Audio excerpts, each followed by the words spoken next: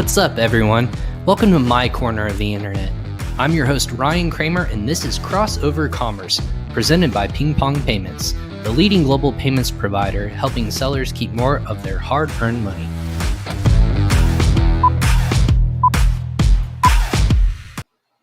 What's up, everyone? Happy Monday, and I'm your host, Ryan Cramer, for another episode of Crossover Commerce presented by PingPong Payments. Episode 71 is here and ready to go. About PingPong Payments, we provide marketplace sellers and entrepreneurs global solutions for controlling their domestic and international funds. An account with us enables companies to significantly reduce or help their costs when receiving or making international payments all in one platform that helps increase operational efficiencies, saves time, and allows sellers to manage their business profits from one single source. For more information, go ahead and check out that link below where it says save 25% at least on your international FX fees. Go ahead and sign up for a free account with PingPong today. But about our show today, thank you again for everyone who is joining Crossover Commerce episode 71 live on Amazon, or excuse me, on Facebook, YouTube, LinkedIn, or Twitter, or if you're catching this at a later time throughout the day, we know you're busy. So if you catch this later tonight, either downloading this on Amazon Music, Spotify, Apple, or Google Podcasts, anywhere where you can download a podcast, we will be. But if you want to watch this again, you can go always and check this link out on YouTube for a replay later on. But go ahead and do me a favor, go ahead and share, like, and comment your thoughts about this episode today with your social media following. We see all the comments real time, so we want to make sure we engage with our audience with any specific questions we have about our guest or a topic that we're discussing today. And also, if you're here, if you listen to this or watch this later on, go ahead and tag us in that post as well, and we'll make sure that you get your answers, or your questions answered, I should say. Also, Crossover Commerce goes live about 4 to 5 times per week. So I'm always looking for guests to bring on the best and tell everyone about the best tips and tricks in the Amazon and e-commerce space. So my goal is to bring you as much content as I humanly possibly can. So go ahead and subscribe to our social media channels, or go ahead and follow our Facebook group. Just search Crossover Commerce with Ryan Cramer and subscribe to that, and you'll be notified of the week's worth of people. We have, again, 4 episodes this week, Monday, Tuesday, Wednesday, and Friday. So go ahead and subscribe to those channels today. But about our guest today on episode 71 of this show, again, he is the founder and COO of Gembah, where he has helped e-commerce brands and Amazon sellers and promotional products companies create new products that have sold for 7 figures in revenue. His company, Gembah, is the world's first product innovation platform, connecting businesses and entrepreneurs to product development and manufacturing experts to guide them through the product development process. He has been on the ground of the unicorn company, Instacart, a little bit of a tiny company, maybe you've heard of them, helping them build out the Texas markets from $0 to 7 figures in weekly GMV, and building a national supply forecast system and fostering partnerships with Whole Foods, Costco, and HEB. Big time companies, so definitely tune in and take notes today. Welcome to our show, Zack Leonard of Gembah. Zack, welcome to Crossover Commerce. Thanks, Ryan. Great to be here. Excited to talk shop about product development. Yeah, those are big time companies that you worked with, man. Like unicorn company that you just walk. I'm kind of curious about that. Walk me through that background of working with Instacart and then kind of building out Gembah. Sure. So started my career in consulting and then moved into the startup space, and I lucked out. And the first one I went to was Instacart. Wow. Yeah. You said lucked out. Hey, you know what they were going to do. Yeah. I believed in it, and I thought it was an awesome experience that, they built. But yeah, I came there, I was employee like number 30. So pretty early on. They only had a few markets up and running when I was there, and I was tasked with starting and scaling the Texas markets. So Austin was the first place, then moving into Houston, Dallas, San Antonio after that, and working with Whole Foods to set up their partnership. And ultimately that got bought out by Amazon, and they now they're competitors. And yeah, working with HEB and Costco, and helping create the model for forecasting supply and demand across all these different cities that they operated in. So really, really fun time, really exciting, explosive growth that I was able to see, focusing on, grocery delivery, and ultimately, awesome. Yeah. And then, from there, I went to another delivery company, ran strategy for a company in Austin called Drop Off, and they're focused on all same day delivery, some more courier based services. And I think that's like where I started to get interested into the product development and manufacturing space, is seeing the last mile of the equation, which is the delivery. It's a very crowded space, but the problems that delivery solved weren't that interesting to me. It was more about how does the whole thing work before that? How do you get products out in the market, and how do you empower people to create the world's greatest new products? And so that's really what led me to start this company, is noticing that there was a true gap in the market for SMBs, particularly those who are just starting out, or who have maybe a couple hero products that they want to continue to grow. And seeing that time and resource constraints are a real deal for SMBs, as an entrepreneur myself, and understanding that hands on, and seeing where you need to devote your time, and where you should start hiring people who are experts. And so we've created this platform that solves that gap. That if you're good at marketing, you're good at selling the product, but you may not have the expertise to develop the product or manufacture the product, it's something you should probably think about, either outsourcing or hiring someone who is an expert internally, and that can be expensive and time consuming. And so what we do at Gembah is created the platform to bridge that gap, and give people who do not have that expertise access to those people who do have the expertise at the click of a button. That's awesome. So obviously 2020 was a big year for like grocery, and your background comes in that. In terms of that model, Gembah's been around for how many years? What, 3, 4, 2? 3, yeah. Okay, yeah, 3 so years. so what specifically are you working on? Are you working on more that market that you were actually experts in? Like obviously not the grocery, but obviously just the supply chain fulfillment, more like product conception to get it to fulfillment centers. So what was that kind of like switch over from one pretty specific area to more of a, I would say, wider base, if you will? Yeah. So I think from our perspective, why we started and continue to do what we do is because, again, it is such a wide market. There's trillions of dollars in imports and exports every year, and if you get a percentage of that, that's a huge potential business that you can Yeah, we're talking with the T, not a B. We're talking with trillion, like with the T. Right. And so that's kind of the macro factors. And then if you go into the small mid-sized business segment of that, it's still in the hundreds of billions of dollars on a regular basis. And again, those companies are the ones that are the ones that don't have it all figured out necessarily, and don't have the expertise, or don't have the resources to do what we do. And so I think we're trying to help as many businesses as we can get products out in the market that actually sell. And there's a real process that and kind of fulfillment that we do to help guide our customers on that journey of what does it take from I have an idea in my head to getting it down on paper, to developing it for real with engineers and designers, then going into talking to manufacturers, and finally getting it to your warehouse. And so that's really what we do. So all this seems like a very time sucking kind of entity, right? Like ideas can take forever. They can take a few days. They can take weeks, years, even to come up with a concept or idea for where you wanted to go to market. Then finding a great manufacturer or distributor. No one really knows, like, oh yeah, just walk down the street and find a good, supplier or manufacturer. Yeah. How did you guys build out a system that kind of like condenses it all from like multiple weeks or years, even months of years, to like something that's very much time saving is what you guys do? Yeah, I think the first is the process, developing that. And I'm happy to walk through, more in detail on that from a how that works perspective.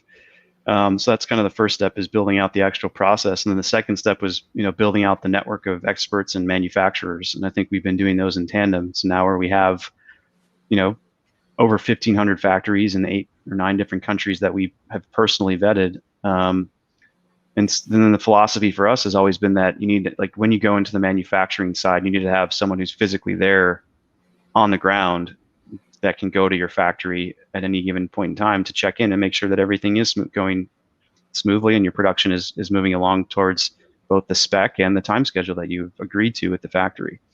So that's really how we've developed it. And then really it's about in the product development side of it, again, hiring and working with experts who have done it before. So our designer and engineering network is hundreds of people large now and has awesome talented engineers and designers that have worked at places like Under Armour and Weber Grills, and I've worked on chips for Boeing and on the Tickle Me Elmo. So like a bunch of cool stuff that they've done in the past that that have actually made products in mass manufacturing before. I mean, and that's a big deal. Mm-hmm. I think the part that a lot of people don't understand is how much expertise and knowledge actually has to go into this process. And so, why go at it alone if you've never done it before when you can have someone, whether it's with Gembah or not, but have some sort of expertise along the ride to help guide you through the process and give you a better chance of winning, right? Mm-hmm. So what is that like? Are you guys trying to specialize in a specific country? Is that where you start that process at of, hey, we can line you up with like Chinese manufacturers and distributors, or do you try to even take it further into like different countries like India, Mexico, even the United States? I don't feel like a lot of people look in the United States, but even like sourcing and manufacturing from your own country, if you're in the United States, that could be a huge benefit and win in terms of like turnaround if it's cost effective. So Mm-hmm. where do you start that like focus? Yeah. What are those like low hanging fruit, I should say? Yeah, I think it's all going to depend on the actual product itself. Mm-hmm. Where is the best place to get that manufactured? That's kind of, again, further down the journey when you're going into full scale product development. It's something to note and consider. If you are not wanting, if it's a bulkier item, maybe that's something you don't want to put on a boat because it's so expensive to manufacture. Right. So developing it in somewhere, if you're selling the product in United States, maybe something like Mexico makes more sense, right? So, and all those things you have to consider through the development process. And really where it starts is with research. And I think, if we're going to go detailed into the actual process itself, the first thing is you need to actually research your product. You research your idea, right? What's out there from a competitive landscape? What problem are you trying to solve that hasn't been solved by your product? And how much is that going to cost you to do? And I think that's a lot of what a lot of the development phase should be spent in, at least to start, because it's cheaper. It's research. I mean, it's your time, which it's valuable. But at the end of the day, if you're going to try to launch a product, you have a great idea, you need to validate that it has legs. How would you guys suggest that people do that though? Like, do you do that through data? Do you do that through testing? What are the ways that you guys suggest? Okay. All the above. Definitely through data first. I think there's some quantitative data. It depends on where you're selling it to. Like if you're selling it on Amazon, there's obviously a ton of tools and stuff out there that you can use, like Helium 10, Jungle Scout, whatever. We've developed some tools on some proprietary stuff that we've created as well to help look at Amazon data. But ultimately, there's a combination of that. If you're looking for how much it's going to cost, you can get a baseline understanding from Alibaba, although Alibaba is great at what's already been invented. For the stuff that's custom, that's never been invented before, it's hard to really gauge pricing based on what's already out there in the market. It can give you kind of a baseline, but it's not going to be completely accurate. So doing a bunch of that and then looking at trends. What are the smaller companies or smaller batch manufacturers or smaller entities that are selling like things on Etsy or things on Pinterest? What are the trends that are out there that might give you inspiration of things that you want to incorporate into your product? And then you can use, again, you can use data on the actual concepts themselves. Like there's a company out there called PickFu where you can do A/B testing and get feedback on your product. Go ask your friends, like, is this product, would you buy it? Like that's who you're selling it to. You're selling it not just to your friends, but people that are out there in the marketplace and e-commerce, like, go get feedback, protect your assets with some sort of patent if you can, or, do it with people you trust to start. But at the end of the day, do the research first, make sure you have conviction and make sure that the problem you're solving can actually be achieved within a budget that makes sense for your margins for your business. I think that's how you start. And then once you've gotten past that point, then it becomes a lot easier. And then you can start, finding the team and building the team around the product that you need. So again, this is where it gets really specific into the type of product that you have. if it's, a cut and sew product like apparel or like a bag, you really only need, an industrial designer or someone who's worked on that type of product before. So you're going to want to find a designer that has done those types of products before. And I'm not talking just sketching. I'm talking like a true tech pack. So something that will actually tell the factory the blueprint of your product. If you're going into something that's more complicated, like injection molds, you're going to want like plastics and metals and glass and all that kind of stuff. You're going to need a mechanical engineer on the product. Again, that's two. Now you have an industrial designer and a mechanical engineer on the team.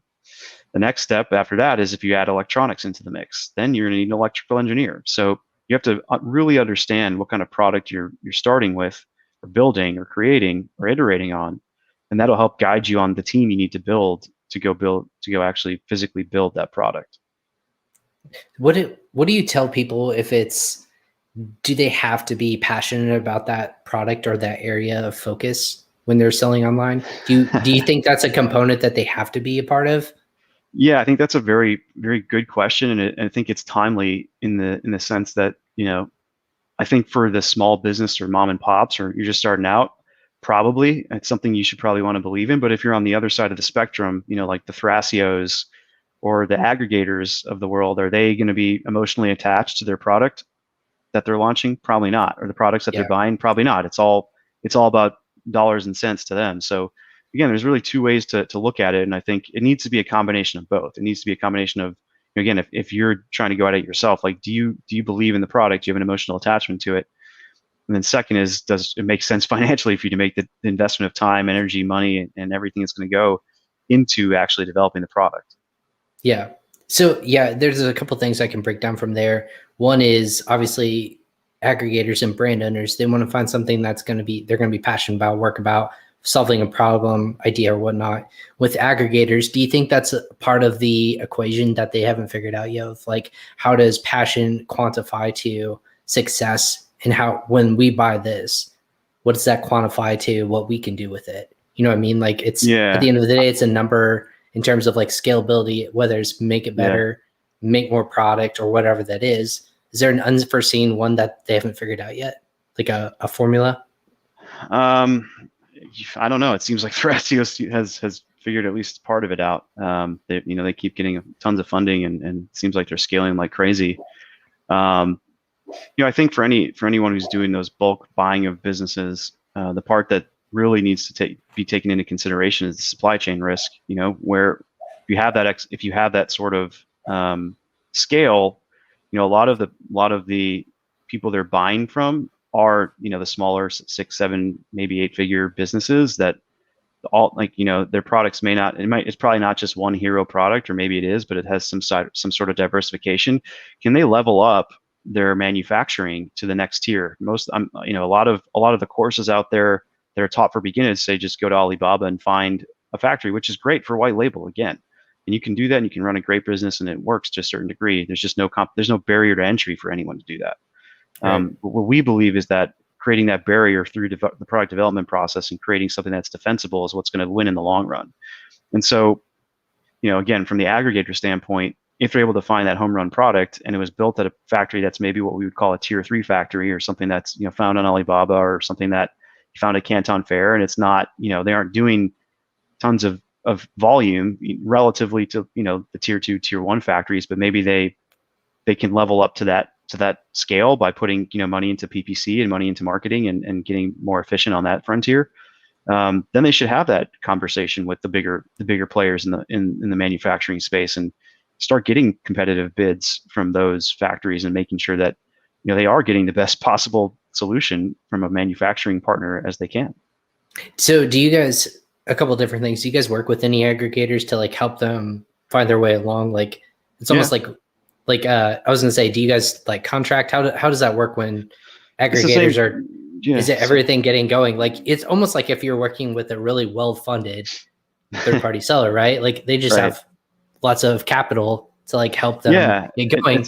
For them, it's about COGS, right? It's about being able to drive the cost down with not sacrificing the quality of what they bought. And so, there's obviously inherent risk by switching providers or something like that.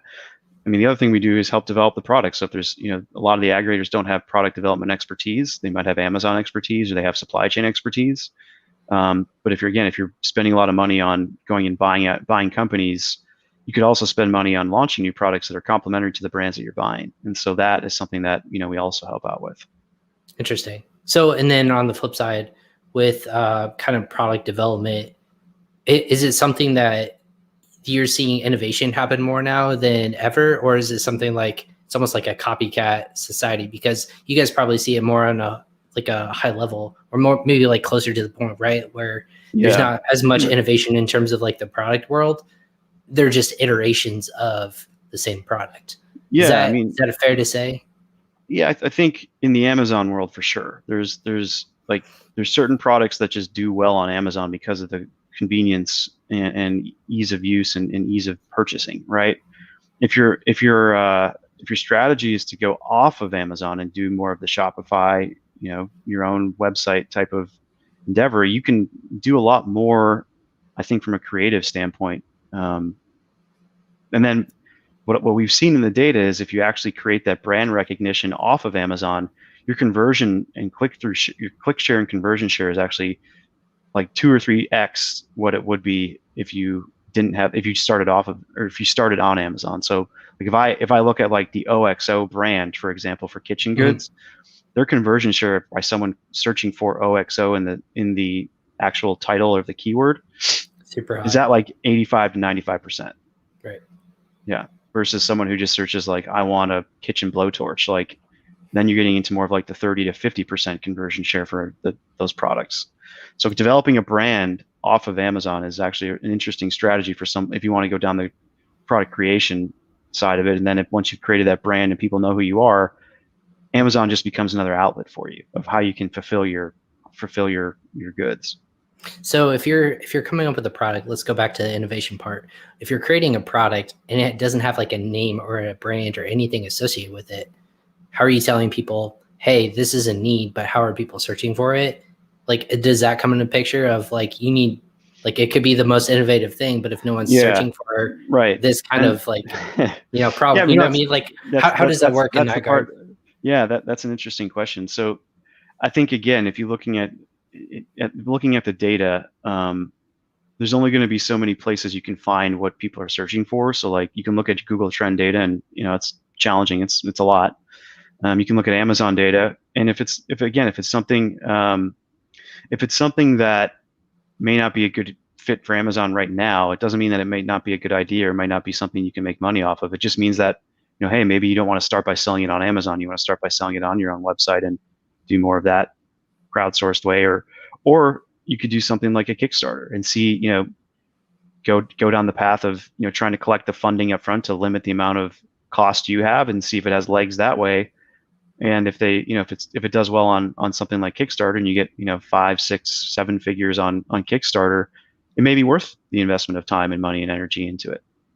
So is that where you tell people like, what are the different ways that you can take an idea and like either fund it? Well, obviously like you can do it personally or privately, or you can do it on Kickstarter, which actually right before this posted friend's product. It's a coffee kind of a substitute. I don't know if you know Samer Brax or Mina Elias from the Egyptian prescription. He's a chemical engineer background, but he sells online and he does supplements, which is a super crowded space. But then also they both figured out this product. They're doing concept too, like selling on Amazon and then hopefully exiting eventually. But now it's called Neuro or Shop Neuro.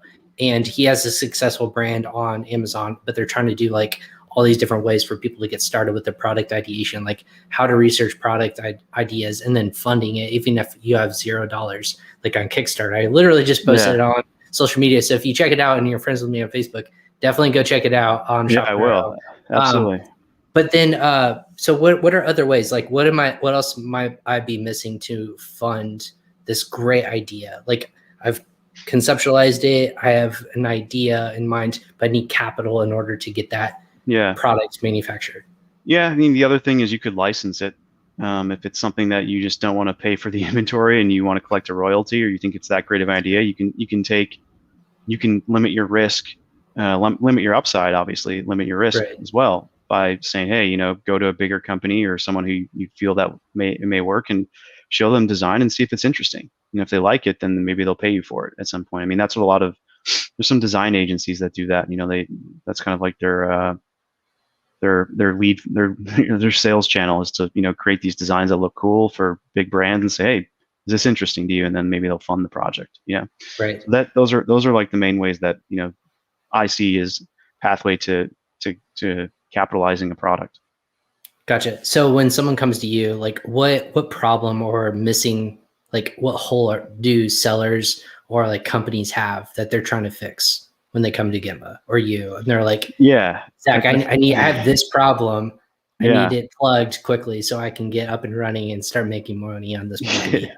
Yeah, I think majority of our customers want the design aspect of it because they don't have that expertise themselves, or they don't have the teams that we can build. And then other customers come to us with wanting to take over managing supply chain and helping them either reduce costs or source in Vietnam or India or somewhere else outside of China. So they're coming to you and saying, this is my idea. I need to make it an actual tangible product. And you guys are helping them build it. Is that what it is? Yeah. Okay. So the platform kind of links people together. So if they come to us with an idea, let's say, again, I'll just use an example, make it up on the spot. Let's say you have a cup that you want to have. Your idea is, I have a cup and I want it to measure volume and temperature and control the temperature. So that would have some sort of electronic component into it. It would also be most likely injection molded, because a cup is injection molded for the, Right. it's either made out of plastic or some sort of metal that insulates, like a Yeti. And so you would need a designer, an engine, and two engineers. You need a mechanical and electrical engineer so that you can develop the PCB and all the wiring works within the cup. And then you need an engineer to make sure that it can be housed correctly and safe for human consumption within that cup. And then you need the designer who's going to actually just come together and like make it look cool, right? Make it look like something I want to buy. So what we do, what our secret sauce is, we have this wide net of designers and engineers in our network. And so as soon as someone comes in and says, hey, I want to build that cup, we can match them up with the team to go build that cup. So we'll find the designer engineers that have actually worked on products that are similar to what has been, similar to the idea that our customers and our leads come in and talk to us about. And then we match them with that team so they can go develop it. Interesting. So almost like hold on. There's a product out there. It's almost like matching. Oh, not a Fiverr or anything like that, but almost like similar. Like a Fiverr for engineers, right? Fiverr for manufacturing and design. Yeah, similar to that. Not that I'm saying that you guys are copying Fiverr, but it's this different model. It's a marketplace at the end of the day. Like we are a marketplace that is two-sided, and people can transact and work with people that are contractors that are not employees of Gembah, but have a skill that will get them to develop the product that they're looking for. Interesting. So that ideal customer would be, hey, I need to make this. I need to find somebody who can work with me to build this out, to make it legitimate. So they have the idea. Naturally, I'm assuming you want them to go through your network to find legitimate, manufacturing and distributing partners that I'm assuming, vetted in person. Mm-hmm. Is that the next? Is that the next ecological? Yep. That's the next step. So once you've done the matching with the designer and engineers, and you have your collateral, which is your CAD drawings, your tech packs, your bill of materials, all the stuff you need to go talk to intelligently to a factory, it transitions over to the other side, which is the manufacturing side, and that's where we have teams actually in the countries where we're doing manufacturing. So China, Vietnam, Mexico, Colombia, Turkey, India. I don't know. We have like 8 or 9 different countries that we're working in now, with people actually on the ground there. And then what we do is, once we have that collateral, so the tech packs and everything I just talked about, we're going to the countries that it makes sense to go manufacture in, and then getting bids from the factories and taking it down from hopefully a stack of 6 down to 2 potential suitors, and then saying, hey, who do you want to move forward with, and eventually getting down to that one partner that you're going to move into. And yes, we vet the factories that we put our customers in front of. What's your what's the number one country that people are probably working with right now? China. Yeah. So is that trend going to continue to stay strong? Like, you guys are the experts in distribution and manufacturing. Yeah. Is that going to continue to stay pace, or do you think other people? countries are catching up? I think there has been a push to be diversified by all e-commerce sellers, whether you're big, small, or whatever, or just starting out. Yeah, I mean, I think the port systems are being developed in countries like Vietnam to facilitate more commerce flowing through there and more products flowing through those countries. I just think, what the data would suggest is that you need to have a much better handle on your inventory and much larger volumes to have conversations with places like Vietnam. And the reason for that is they only have so much infrastructure. They also import a lot of their raw materials. So they don't have mass land like India or China has, where they can, get their mills up and running really quickly for materials like cotton or silk or whatever you're making. But you are seeing, a labor force that's cheaper. So again, you kind of have that trade, and you got to figure out what your actual landed costs once you get these competitive bids from the factories to really understand, like, okay, what's my true lead time? Because it's not just the factory lead time; it's on the water. Once you start going, obviously, as you go further west of the United States, the longer it has to go on the water. So China's the direct, west of the United States. So it's the least amount of time on the water. You start going to Vietnam and India and keep going, more inland, more, down on the ocean there. It's more time on the water. So all those things you have to, those are all things you have to consider, right? And the lead times for Vietnam might be longer because they're importing all the raw materials from places like China and India, or maybe Korea, and they then they have to, do their factory work, and then they have to ship them out. So where China might be a 30-day lead time, Vietnam might be a 45-day lead time, plus the extra 10-ish days or so on the water. So again, it's all kind of a game. It's a puzzle, and what you're trying to do in the development process is fill in the pieces as much as you can, and ultimately complete the puzzle with making a margin and and having a great idea. Yeah, and we talked with Tyler Jeffco of Seller Accountant, who's a fantastic person in terms of he kind of painted this picture for us last week on Friday.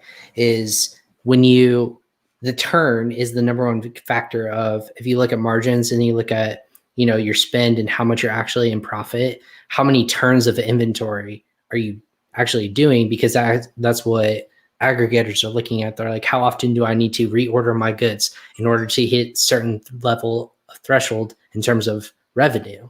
So if I have a set of goods that's only turning once, they're like, well, I only have to order it once a year. That's not really good in terms of like growth opportunity. But if you're turning it 3, 4, 5 times, and you can look at that, but your margins might not be great, you can look at it and say, like, maybe we can go to a different manufacturer distributor and make more profit. And then obviously that's where the win is happening for a lot of aggregators. So when you guys are talking about, like, are you having those conversations with sellers, like the pros and cons of like sourcing from India, China, like Vietnam, like you said, like how do you break that down for them? Is it based on time, money? What other things am I missing right now that you have to break down for them?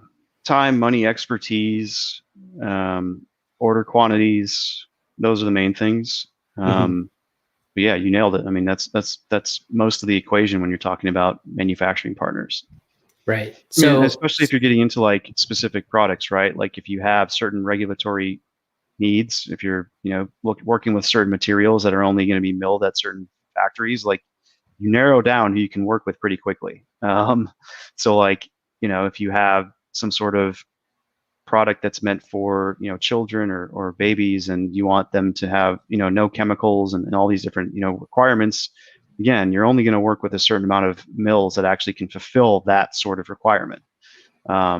So again, it's really going to be product specific on how you start narrowing down your search for the different factories that you're going to be, at least accepting bids from. And that's, again, why I think, Alibaba is great for stuff that exists, but for stuff that doesn't exist, like, these are all the things you have to be thinking about when you're launching a product and doing your research on, is like what compliance requirements are part of the equation, and how does that limit the amount of factories that can actually be good partners for you? I was gonna say, so in terms of a network that you guys are working with, is that in thousands? Is that tens of thousands? Like, I don't even know how many factories actually exist in terms of like that would work with third-party sellers. I'm assuming it's in tens of thousands, right? They're talking about. I mean, you can go to Panjiva or some other, data source for finding, every factory that exists out there that's done exporting to the United States in the last 30 years, I think. But we've vetted, close to a couple thousand through the, couple years that we've been in business. How are you ranking them? Is that based on like quality of product? Is that like time efficiency? Is that ease of use? What are those other ways? Communication, excitement for your product. You can tell a lot from a factory based on how they respond and all that, and then expertise as well. I mean, again, there's a lot to be said about what they put on paper and what their compliance documentation says versus going to the factory and showing up and actually seeing what's happening. I've seen factories that I've personally been to that, they have Disney certification and Walmart certification, and they have. I don't even know what that means. What does that mean? Like, tell me what that means. I mean, they can make those products. Yeah, like they can make products for Walmart or they can make products for Disney, and they have it's a certification that like Disney suppliers make you go through in order to be a partner of theirs. So it's supposed to be something. It's like another notch up as far as right. Yeah, exactly. But I've gone to a factory that had all that and then shown up and they have dust all over their toys and none of their machines are running and nobody's in the factory, and again it just goes to show that having someone there to physically do that for you and able to again vet who they are, not just on paper but who they are in person, it's important. Again, I can't stress enough the importance of your factory relationship as you continue to scale your business. I'd say, I always say that your customers are your obviously your most important part of your business, and then the second most important part of your product company is your factory partner. They control so much of what you do. Treat them that way. They should be a partner, a real partner, not just a inventory management system, right? Like they're in the game with you. They want you to succeed just as much as you want to succeed, and just be smart about it. Put the parameters in a contract of what they can and can't do with your product, and protect it as much as you can, and then just have a working relationship where you have some sort of representation in the factory that can go there on a regular basis and build the relationship and help you get those cost savings downstream, and help them have someone who truly understands your product too. Like if you send someone who's a production engineer to the factory on a regular basis, they're going to be able to look at the operation of the factory and probably help the factory and you on your product save on your costs, because they're going to find the inefficiencies. That's what engineers do. So I think, again, that's part of what we offer as Gembah, is to give that person that representation for you that can go to the factory and be your advocate and help you reduce your COGS, not just negotiating price terms, like actually finding inefficiencies in your product and in your production line to make it so that you can have a better conversation about your COGS, not just like, hey, I want a lower price. Okay, why? Like, right. Great. So yeah, and just as a quick reset real quick, Zach. So I was Zack Leonard from Gembah, who's the founder of Gembah. We're talking about product concepts beginning, and then obviously to making it and bringing it to market. A lot of people are always like curious and like scared, especially when you see Amazon with the data that they have in terms of like, hey, I have this really great product idea. I come to Gembah and I say like, this is awesome. I want to make this. I think this can change the pet industry or change the children's toy industry, whatever that might be. And that might be true. What happens when you have to answer for, what if my manufacturer, like, is my product protected with my manufacturer? Like, how do you protect yourselves as part of like either intellectual property, obviously besides going into, lawyer or like patents, trademarks, things like that. Instead of going that way, what if someone like rips off a knockoff of my revolutionary product? How do you go about protecting yourself that way? Yeah. So first, I mean, again, great question. First, if your product is I'm full of them, man. Come on. No, I'm just kidding. Well, I mean, like it's a concern for a lot of people, absolutely, right? Like absolutely. Amazon has been like, it's a valid time concern. And time again, like Amazon just takes it, they undercut your supplier, and they just cut you out of the equation. You might be out tens of thousands, if not hundreds of thousands of dollars. So how are sellers now protecting themselves in this case? Yeah, I think again, if it is a revolutionary technology, you at the very least should get a patent at the very least. And if it's a utility patent, which means that you're patenting how it's used, more of the function, you can get a provisional patent pretty quickly, and you don't need as much collateral to do that. You just need to show how it works. The next step is, if you're creating a product, a design patent, which again only costs a few $1,000 maybe, between all the filing fees and also if you have a lawyer that you're going to have file for you. All things that we connect you to through Gembah, through our platform. We have IP attorneys we work with. That'd be first. So definitely do that, and make sure that again it's in the country that you're going to be selling the product in. So if you're selling in the United States, get a US patent. Get a US patent. If you're selling in the United States, don't get a European patent unless you plan to sell in Europe or you plan to manufacture in Europe.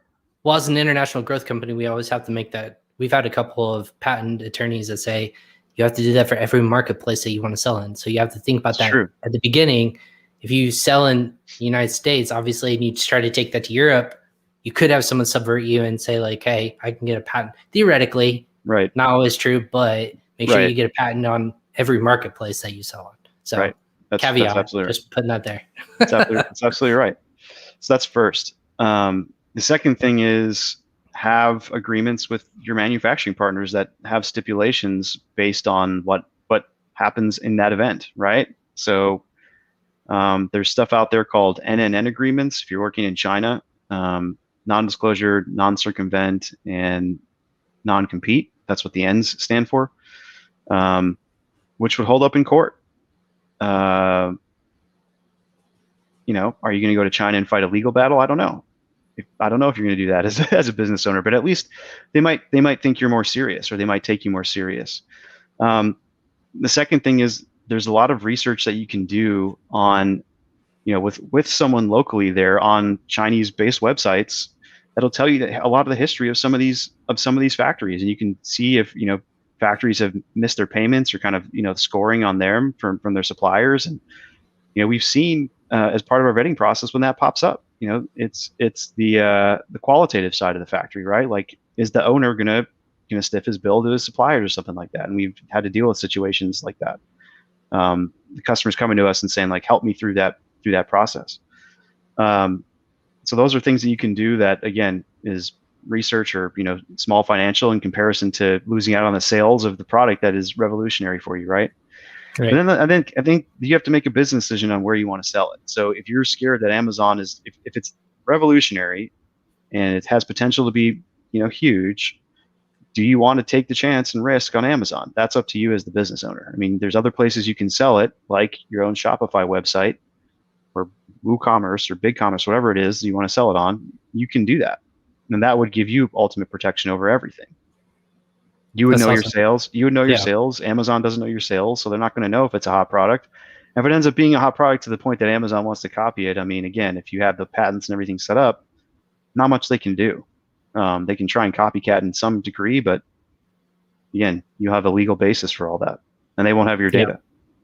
So where are sellers winning right now in terms of logistics in manufacturing? Like in this chain and part that you guys are representing, where are sellers really like excelling at right now?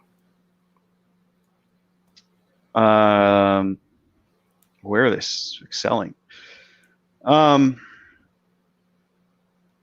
think if you are very good at selling these products, you have a very good handle on your overall operation, meaning you can forecast inventory really, really well. You don't stock out ever, regardless if you're selling on Amazon or off Amazon. Like, do not stock out. And if you're able to get, if you're selling multiple products, are you able to aggregate shipments into one container or control shipping lanes a little bit more? I think if you're scaling, you can get to that size where you can do all those three things. You're doing it well. Is order on demand or ordering like when you need it, is that dead now, or is it more of you have to start ordering more for like year-long inventory? Is that where sellers are starting to move to? instead of the hey, I have yeah, to I don't know. the science that has to like be perfect. Because Yeah, like I asked that because a lot of people have said, that phase of entrepreneurship and selling online is almost dead because of logistics. And that's kind of my next segue is, where are there concerns moving forward in the logistics and supply chain? Because 2020 put a lot of stress test on everything in terms of logistics, in terms of yeah, deliverables, manufacturing timelines, yep. just around the world in terms of, what are those concerns for you guys moving forward? Yeah, I think as you've seen, over the past 3 to 6 months, there's a huge congestion issue in the port systems in the United States. As the Is that number our of fault? e-commerce Is that the United States fault? honestly, I don't know. I don't know if Or it's is that I we're don't know if just there's like like a buying a ton of stuff I from don't, I don't, yeah, overseas? I don't know if it's a, I don't know if it's a fault or finger pointing thing. I think it's just the case of, the reality is there's more e-commerce sellers popping up every single day, and they all have to fulfill somewhere, and they all want to order, they all want to get an order in, before Chinese New Year and right after Chinese New Year to get their, inventory into their warehouses, right? And so when you have a natural break in the action for almost a full month, it gets more challenging, and everything kind of has to go out and come in at the same time. And so that's why, again, if you're talking about like diversification, places like Mexico and India don't celebrate Chinese New Year. Vietnam shuts down for a couple weeks, not all 4 weeks. So again, those are all the things that you need to consider when you're going through it. But that doesn't, then you may be able to avoid the Chinese New Year shutdown completely if you move into those types of countries, right? If you go to Mhm. Mexico, you don't have to worry about the ocean at all if you're selling in the United States, right? Or you don't necessarily have to.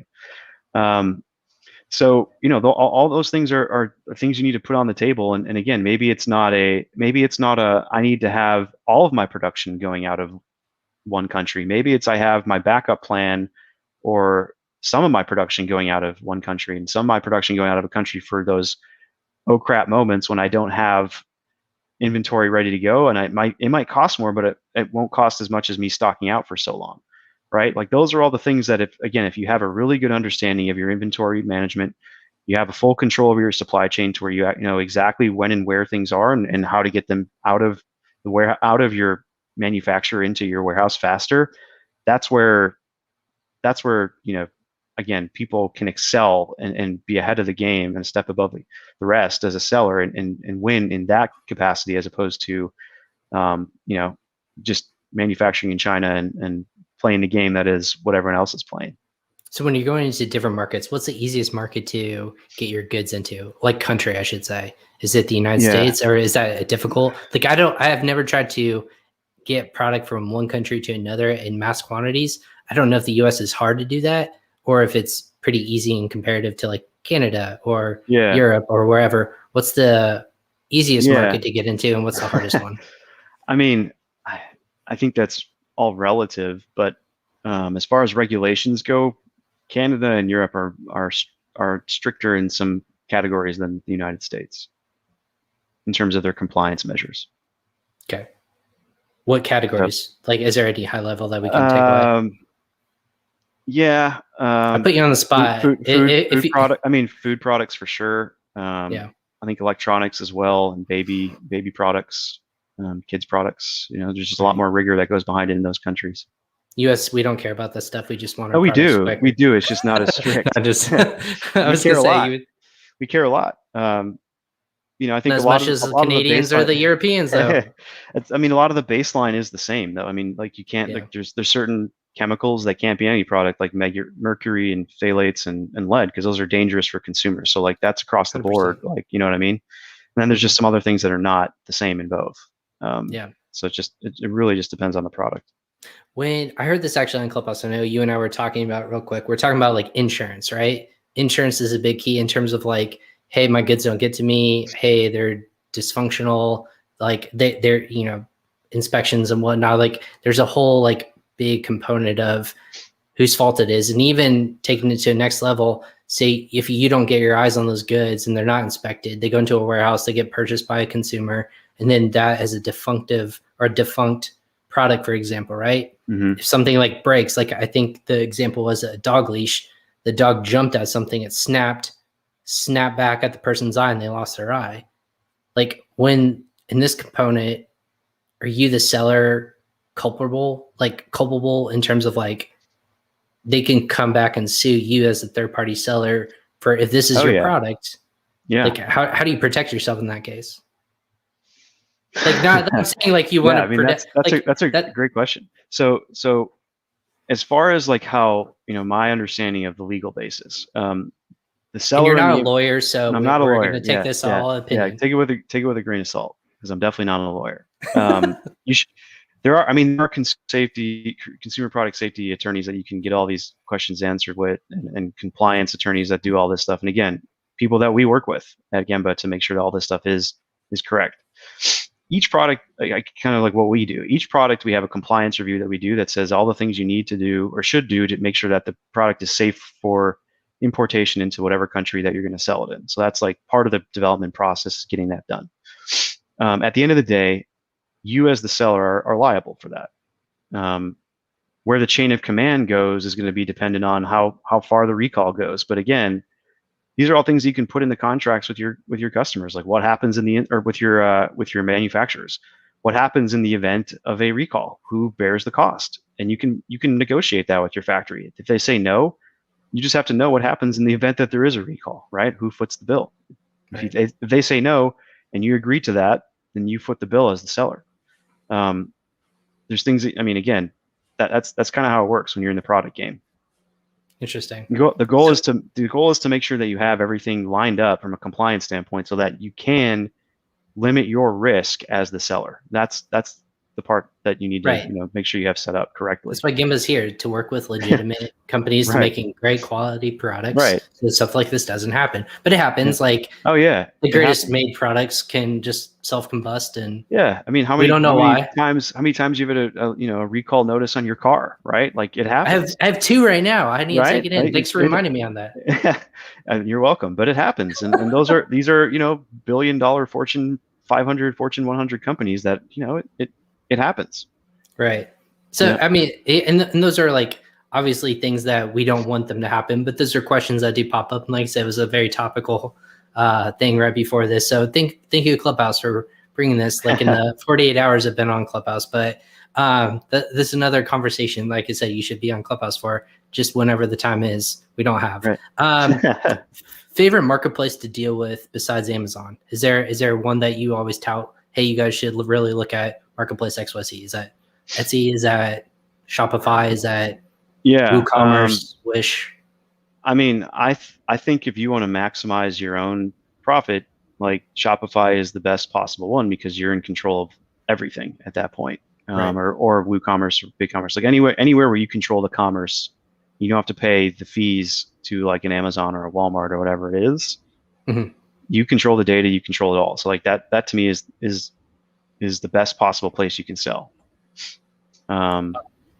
Amazon, again, you're paying for the FBA side of it, and you're paying for their marketplace. So those costs can add up to like 40%, which of your product, which is a lot. It's a lot. You look at Amazon and they charge you a fee. So that's what I tell people. It's like you think about selling on Amazon, you get a bill in the mail. Like hey, you thought about selling online with us. So where's our cost? So before we wrap up, like Zach, I know there's like so many questions and rabbit holes we can go down. Really high level about like getting products to market quickly. Is there like, I know we talked about concerns, but is there exciting things that came from 2020 that you think will like innovate because of the highlight the spotlight we shown on like, again, getting goods to port quicker, 3PL logistic companies, like maybe innovating e-commerce now is in the mindset. I always ask this I don't think it's no longer as a necessity. It's no longer in terms of like it's more a necessity now instead of a luxury. So we've made that switch over in that line in the sand. We're now a necessity.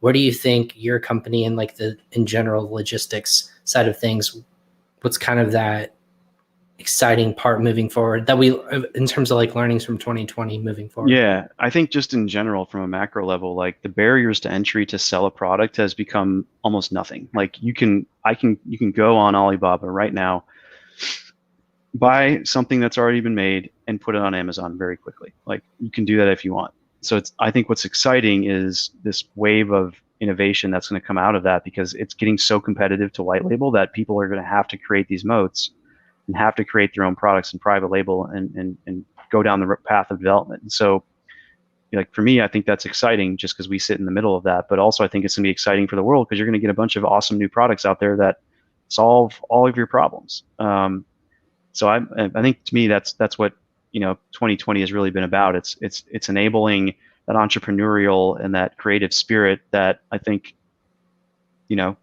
is the awesome part of humanity, that we are creators and we help foster this creativity that's going to continue into 2021 and beyond.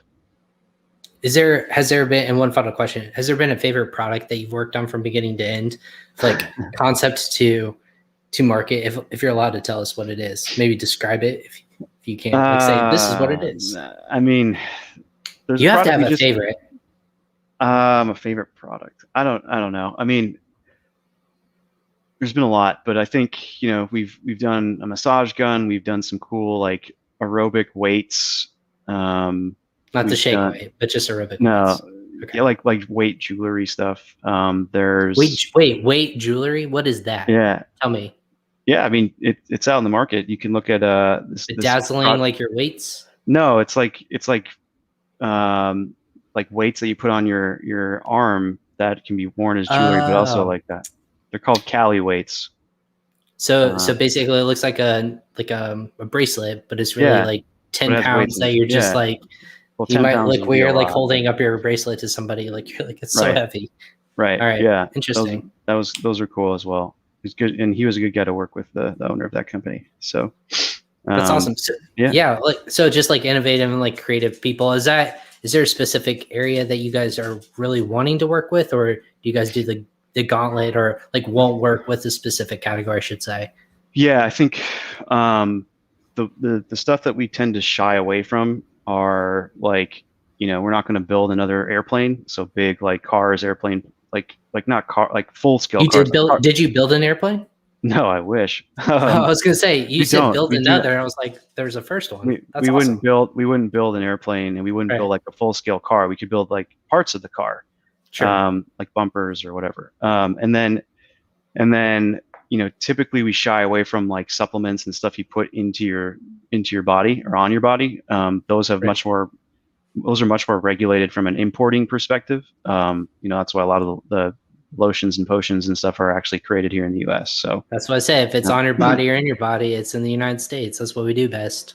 Right. Exactly. That's what I've learned. Like through this podcast, I've learned if it's in or on your body, it's from the United States more often than not. So not from overseas or anything. Yeah. I mean, it's just, again, there's so much more regulations you got to take into consideration when you do that. But again, we've done it before, and we're happy to help. But on most products that are sold on Amazon, we can help with. Open for business, in other words. So what before we go, Zach, what's the best way that people can either like contact you, reach out, learn more about Gembah, helping them get to market quicker, and you guys use your expertise to really navigate the field? Sure. So you can always check out our website, www.gembah.com, GEMBAH.com. You can hit me up on LinkedIn. But one of those two ways, we'll definitely be in touch and talk about your product, how we can help. Yeah. And we'll make sure, and those are definitely in the show notes, but for people who are wondering and watching live again, if you have the questions again from social media, the website is going to be in the comment section. Again, GEMBAH, Gembah.com. Go ahead and check it out, or again, go ahead and find Zach on LinkedIn as well. Zach, thank you so much for hopping on. I know we're in just a little bit over time today, but for people who are looking to get in the space, obviously it's not too late to get in e-commerce. Hopefully that pathway for you guys, like booming, from what I understand, you guys are just crushing it and just continue to move business forward. And it's an exciting time for you guys and your business.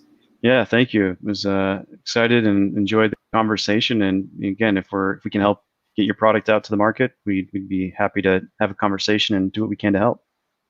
Awesome. Well, thank you so much. Yeah, from Austin, Texas. I'm glad things are some semi back to normal. You guys are open all of a sudden. Yeah. Like everything's open. You go from like shut down and ice and whatnot. Now everything's open. So God bless the state of Texas. Exactly. You gotta love it. Yeah. All Well, right. thanks, man. I appreciate it. Thanks for joining. And again, friend of the show, Zack Leonard of Gembah. So thanks a lot. All right. And everyone, thank you again for joining us again on Facebook, LinkedIn, YouTube, or Twitter. That was Zack Leonard of Gembah. We have 3 more shows again this week live on Crossover Commerce. Again, that was episode 71. We're just crushing through content here to bring you the best and greatest in e-commerce, in Amazon tips and tricks. So go ahead and check out Gembah. Again, thegembah.com for more information. Go ahead and look for Zack's information on social media as well. Again, I'm Ryan Cramer, the host of I can't even get my last name right. Cramer, the host of this podcast. If you have questions for me, go ahead and find me on social media. I'm on Instagram, Facebook, and LinkedIn as well. Just go ahead and search for us on Facebook as well, Crossover Commerce with Ryan Cramer, so you can get notified of future episodes as well. Again, for Zack Leonard, I'm Ryan Cramer. We'll catch you guys next time on Crossover Commerce.